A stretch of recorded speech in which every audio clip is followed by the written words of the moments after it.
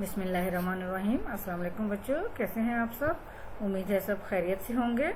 जी बच्चों, ये जहाँ पे मेरे निशान आ रहा है ये बताएं, ये ज़रा क्या हर्फ है? दो चश्मी है। जिन हरूफ के साथ दो चश्मी है लगती है उन्हें भारी हरूफ कहा जाता है।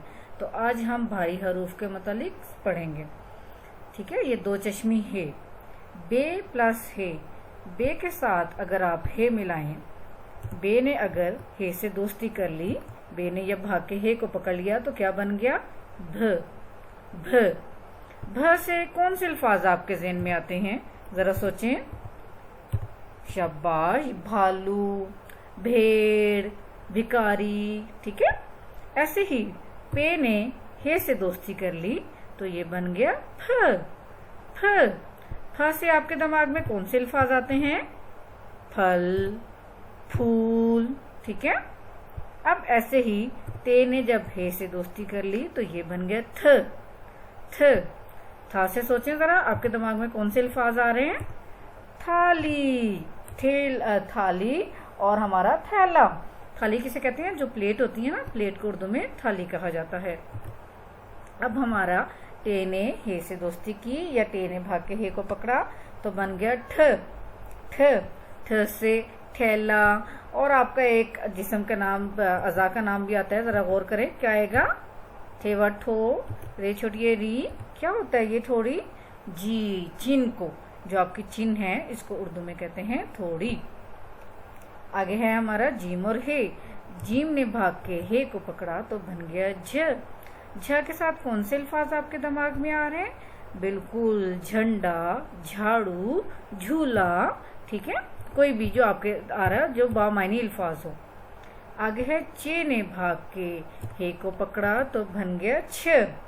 छ से आपके दिमाग में कुछ आता है? जब बारिश होती है तो आप क्या लेते हैं पानी से बचने के लिए? बिल्कुल, छतरी। ठीक है, छे से छतरी। और आप चीज किससे काटते हैं? छुरी से, वो भी छ से बनती है। दाल और हे। अच्छा, दाल जो है वो शरारती नौ में से है, इसलिए ये भाग के हे को नहीं पकड़ेगा बल्कि अलग अलग लिखा जाएगा, लेकिन आवाज इकट्ठी आएगी, ध ध। ठीक है, ध से क्या होता है?